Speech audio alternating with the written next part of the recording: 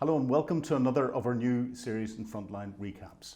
We'll be looking at major events of the week around Russia, and of course that will include Syria and the war in Ukraine, and discuss some of the topics that have been highlighted by the Times Radio Frontline experts. I'm Philip Ingram, former Senior Military Intelligence Officer, and we've got some interesting points to bring out today. A lot of them focus on Syria. So the first of the frontline topics that we're talking about today came from Major General Chip Chapman, and he was talking about the Russian bases that are in Syria. If that's a Sunni government led by Giuliani or the influence of Giuliani, whose objective, as I said earlier, was to get rid of Russia as the new enemy, then I don't see them having their bases in the future. So the key things are their air base in Latakia province, and of course their Tartus naval base. Now, the Tartus naval base enabled them to project power into the Mediterranean. Now, that well-known liar Lavrov has said all the ships have just gone on exercise at the moment. We don't know if that's true.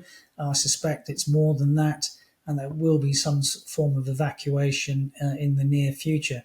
The loss of the air base, so the Mediterranean part from the naval perspective, is significant.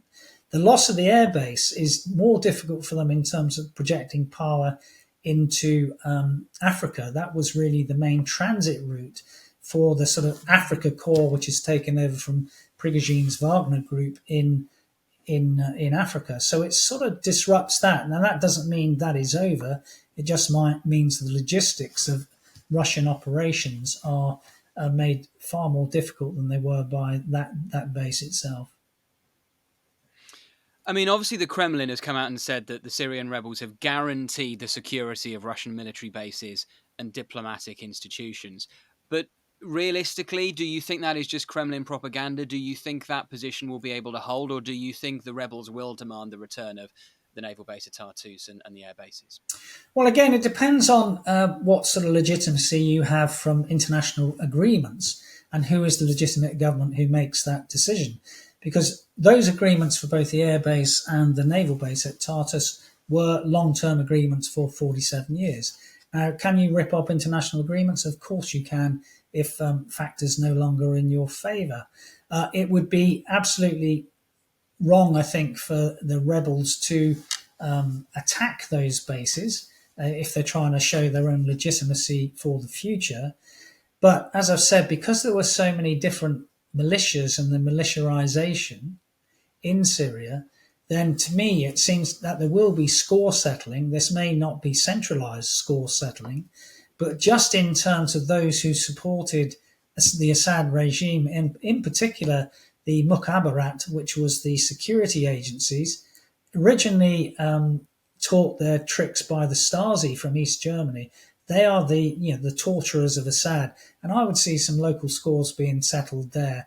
Everyone wants everyone to sort of live in peace and harmony, but for the future. But I do see some scores settling there, and there's a number of other groups as well that Assad sponsored. A bunch of groups called the Shahiba, which also did terrible things on his behalf, which gave him plausible deniability because they weren't under the rubric of the Syrian armed forces. So I think that there will be local score settling in the same way that, for example, the French resistance settled some scores after the Second World War.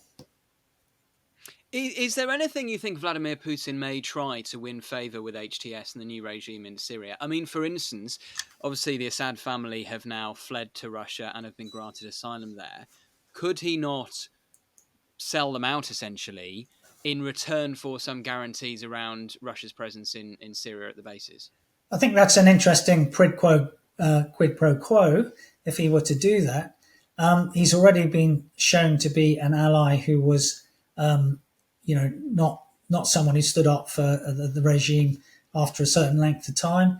That would be a very left field thing. I don't think that is a possibility, but you never know because the spin doctors in Moscow are very good at saying within a week, HTS have gone from a terrorist group to the opposition in the nomenclature of the Russians. So their ability to try and smooth waters is legendary, and Lavrov is the master at it. And is there any knock-on effect here on the war in Ukraine and potentially peace talks in 2025? If Vladimir Putin has been seen, which he has over the past week, to have been weakened by what has unfolded in Syria, does that change the equation for potential peace talks? I don't think it changes it very, very much. We've used the word weaken on Putin a number of times, most readily, of course, when Prigozhin was on his march to Moscow. He definitely has been weakened, but again, I don't think it's terminal in the same way that I don't think it's terminal for the Iranian regime at the moment. And I still think that Putin's objectives in Ukraine are the absolute total capitulation of the Ukrainian state, and that it becomes a vassal of Russia, and that he doesn't really seek honest negotiations. He would seek the surrender of Ukraine. I think it's interesting, of course, that President-elect Trump yesterday sort of said that he wanted an immediate ceasefire and negotiations. I don't think Russia would sign up to the first bit. And of course, if you're going to negotiate, you need to know what's on the table to begin with. And we know from Lavrov's talk with Tucker Carlson last week that we've got the same sort of conditions as we've always seen from the Russians. You know, the new territorial realities have to be acknowledged by the Ukrainians. That is, they would have to cede all the 4 oblasts of Kherson, Zaporizhia, Donetsk and Luhansk, along with Crimea, of course, that the Russian language should be, and the Russian Orthodox Church should be legitimized fully in Ukraine. And all these things are there, and that Ukraine should be neutral. All these things are really towards the arc of a surrender peace from a Ukrainian perspective. None of that is tenable at the moment. And of course, the implications of those bases and what's going to happen to them and what's going on in Ukraine. He brings out a number of very valid points. The 2 main bases are a Russian Air Force base, but more importantly, their naval base at Tartus. And that was the site and the headquarters for the Russian Mediterranean fleet. The air base was what was used to stage Russian support into Bashar al-Assad. It was also used to stage Russian support going down into Russian activities across Africa. And there's a large element of what was the Wagner paramilitary troops from private military company operating on behalf of the Kremlin inside Africa.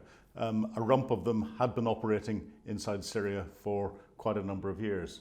The potential loss of these bases hasn't been clarified at the moment. However, Russia, whenever the HTS started their advance from Aleppo south, supported Bashar al-Assad's air force with Russian airplanes in bombing the HTS and bombing Aleppo. That won't have gone down well with them. And of course, then the HTS have moved into Damascus. They're not focusing on what the Russians are doing, but the Russians have started an exercise taking their ships from Tartus out into the Mediterranean Sea. What's going to happen there or not, we're not clear.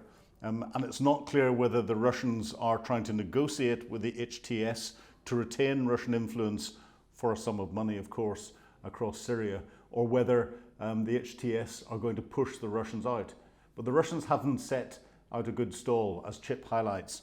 They supported Bashar al-Assad in attacking the different groups around Syria and civilian targets all through the fighting part of the civil war, and then kept supporting Bashar al-Assad even after the ceasefire was put in. And at the latest attacks from HTS, they supported Bashar al-Assad's air force in attacking the rebel forces as they came south. The Russian forces enabled Bashar al-Assad and dropping chemical weapons. And we'll talk Hamish de Bretton-Gordon's view and review of the chemical weapons threat in a moment. And the most significant thing is Russia has given a safe passage to Bashar al-Assad to Moscow, where he and his family are now living. That doesn't bode well for any good negotiations. Too early to tell, as Chip has said, exactly what's going to happen, but this is an embarrassment, an operational embarrassment for Russia in the region, and it loses a lot of its regional influence. And it's a strategic embarrassment for Russia if they get pushed out completely, because not only do they lose their regional influence, but they lose the ability to strategically influence operations down into Africa easily, and the links that they have, the strategic links that they have with other players in the region across the Middle East and in particular into Iran. So Syria is significant for Russia from a political and geopolitical perspective and from a military strategic perspective, and its loss is going to hurt them hard. Again, as was brought out, the troops that Russia is going to save by not manning its bases in Syria is not going to have a significant effect on what's going on in Ukraine, because most of them are Air Force and they won't have any real influence on the ability to continue the meat grinder type tactics that the Russians are using inside Ukraine. But Chip, as always, as ever, explains it in a very erudite and clear manner, and is a good commentator. I've known Chip for years. So the next episode of Frontline that we've seen this week is Hamish de Bretton Gordon, another good friend, talking about the chemical weapons threat and Israel attacking chemical weapons sites across Syria. In public, we probably don't know very much. People will remember that the Organisation for the Prohibition of Chemical Weapons went into Syria in 2013 and 2014 and removed and destroyed Assad's declared stockpile of about 1,500 tons of chemical weapons and chemical precursors. But myself and a few others who probably knew a bit more than most about this at the time said that that was woefully short. And he had probably kept back a half or perhaps 2/3 of his chemical weapons stockpile. In subsequent years, in 2017, 2018, the British and Americans bombed his chemical weapons facilities, but did not destroy them all. It's probably, when Assad fell the other day, there were probably a few hundred tons of chemical weapons in various sites across Syria. Israel has been bombing them. And I think, the UK and the US has, I think they are relatively positive about that being done. It's not the ideal way to destroy chemical weapons, but it's probably the least worst at the moment until the Organisation for the Prohibition of Chemical Weapons can actually get to these sites and verify they're destroyed or destroy them themselves. So, bottom line is there was probably a lot of chemical weapons left, and the absolute last thing that anybody wanted is for those chemical weapons to fall into ISIS hands. At the moment, it's a good thing to do. I think I mentioned earlier, it really concerns me when journalists ring me up who are just about to go and visit these chemical weapons sites after they've been bombed. And I'll reiterate, as I've done on social media, you need to be really careful about going around these sites. Because I was going to say to you, you said that this is bombing is not the best way to dispose of these chemical weapons. I mean, to a lay person, it sounds like it's hugely risky. Can you literally just bomb chemical weapons out of being effective or out of existence without there being some kind of real public danger in the area? It's not ideal, absolutely. In the ideal world, you'd go in, you'd bag them all up, you'd take them away, and you'd put them in a big incinerator somewhere. But, we're far from a perfect world. Actually, blowing them up does destroy them. Blowing them up, setting them on fire. In effect, when we destroy them at somewhere like Porton Down, we put them in an incinerator and burn them. So it is effective. However, the collateral damage, anybody in the vicinity of that plant is potentially going to get harmed. Contamination is probably less of an issue than people would think, because even if there is a residue left, this stuff is it's not a vapor as such. It doesn't fly away on the wind. It would gather in pools, if you like. So the contamination threat is probably fairly small. It's not what you would do if you had the perfect situation, but in the lack of that, it's probably the next best thing to do. And as he explains quite clearly, bombing the sites is not the best way to destroy the chemical weapons. But without being able to put troops on the ground, without being able to get the chemical weapons into safe areas and destroy them by fire, which is one of the best ways of making sure that they are properly denatured and taken away from use, bombing them from the air with the right sort of weapon is the next best effort. And Hamish explains that very carefully. He goes through the history of Bashar al-Assad's use of chemical weapons against the civilian population. And of course, Hamish has been there on the ground. His book, Chemical Warrior, explains that in great detail and gives a real understanding as to what the threats are on the ground. Whether this is going to lead into any of the United Nations agencies going back and looking at some of the incidents that have happened before, it's almost academic. Bashar al-Assad has gone, his regime is gone, and even if there's evidence, further evidence caught in proving that there was the use of chemical weapons by Bashar al-Assad in the past, there's little that I think anyone can do about it. But Hamish, as ever, hits the nail on the head with regard to the wider chemical threat and the way the Israelis have come in, not just to reduce the threat to them, to reduce the threat of these horrible weapons falling into the hands of not just HTS. We have to remember there are 5 or 6 different groups, and those are major groups operating throughout Syria at the moment. And the instability that there is something we should remain worried about until we know what the future is going to be. And the last thing we want is any organisation getting its hands on these weapons and being able to threaten their use. The biggest risk is them being used in an area where you get fallout and civilian casualties. So Israel's not just protecting itself by stopping these weapons falling into the hands of groups that could use them against Israel. It's actually protecting the Syrian people to stop them falling into the hands of groups that could use them against the Syrian people, if not deliberately but by accident, and protecting the international community. So stopping these weapons getting out into terror organisations that are operating across the globe.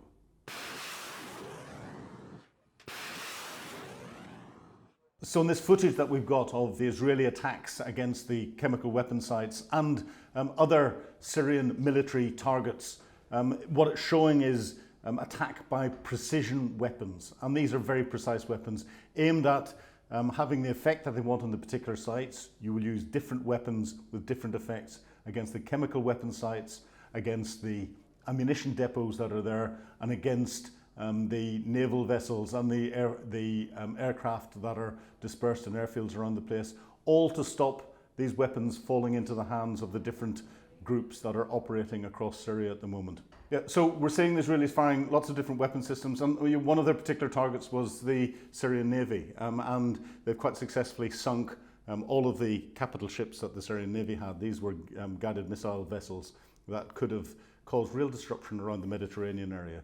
And then we get footage of Israeli troops going through the Israeli border into the Golan Heights. Of course, Israel's occupied an element of the Golan Heights for a while, but putting additional troops in there so they can push forward in the Golan Heights a little bit further into Syria, dominating that high ground that allows them to dominate an overview of Damascus and keep an eye on what is going on, to keep that buffer between Syria, between HTS and Israel, but dominate that high ground, which means that Israel is in a position to influence anything that's going on the ground. It's not Israel invading Syria and capturing towns and villages and territories and going on a land grab.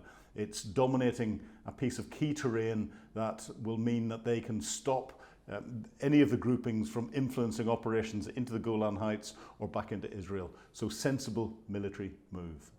So the next one of the episodes this week is Catherine Philp, who has been talking about the potential threat from ISIS. There are certainly ISIS militants who are on the loose, as it were, who are active. We've had reports in recent days of the black flag of ISIS that I think we all remember from their rampages into places like Mosul being flown again and even taken through Christian neighborhoods in places like Homs. I think it was a clear attempt to intimidate those people. There was a group of escaping members of Assad's armed forces, the Syrian official armed forces, who were caught in the desert and massacred by people believed to be ISIS operatives. I mean, even ISIS are active also outside of Syria. They are still active to some degree in Iraq, and they have made one of their biggest comebacks in Afghanistan, where there is, of course, now no Western presence, and so there's been some pretty splashy attacks, against civilians there. They have been intended to undermine the Taliban rule there. But in terms of Syria, I think the biggest concentration that we know of are the 9,000 ISIS fighters who are still being held in jails in northeastern Syria, primarily by Kurds backed by the US, who's and the presence of those fighters there, it's never really been resolved because some of them, for example, as Iraqis have been sent back to Iraq, there are foreign fighters there whose countries won't take them back. And Britain is amongst those countries. The United States has made very clear its displeasure at the failure of countries to sort of take responsibility for these people, because leaving a concentration of 9,000 jihadists in captivity in an unstable part of the world where those camps could fall apart and they could go on the run again, that's a clear and present danger. There are also civilians, and they are the families and relatives, and in some cases the now teenage children of ISIS fighters who were born within ISIS, within that ideology, and within their camps, and they're being held at another camp. And I think, of course, the most famous person that we would be aware of who's in that camp is Shamima Begum. So she's good.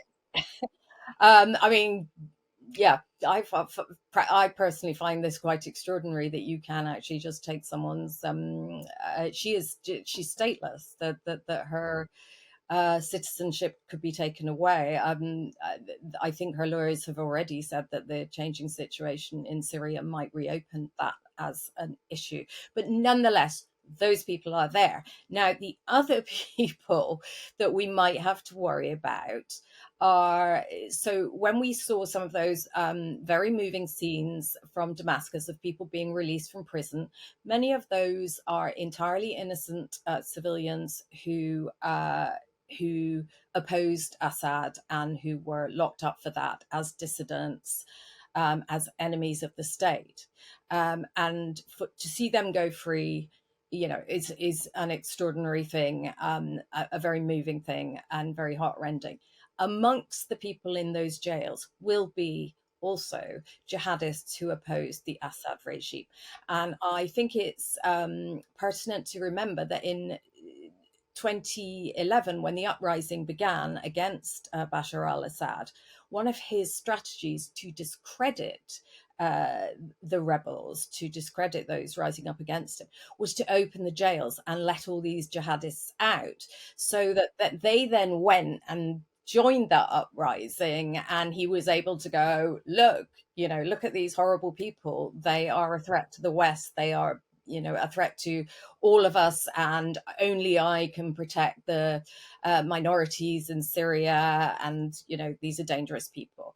So there will be those amongst the people leaving Assad's prisons now, but I would say, primarily I think we should be thinking about those people who are under Kurdish custody right now, and looking at how the US and Turkey between them are going to resolve what happens to those people.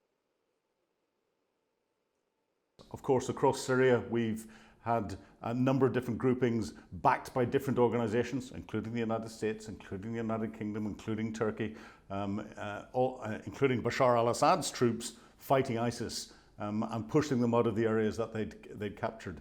A lot of those individuals, if they hadn't been dealt with on the battlefield, have been taken and put into the different prisons.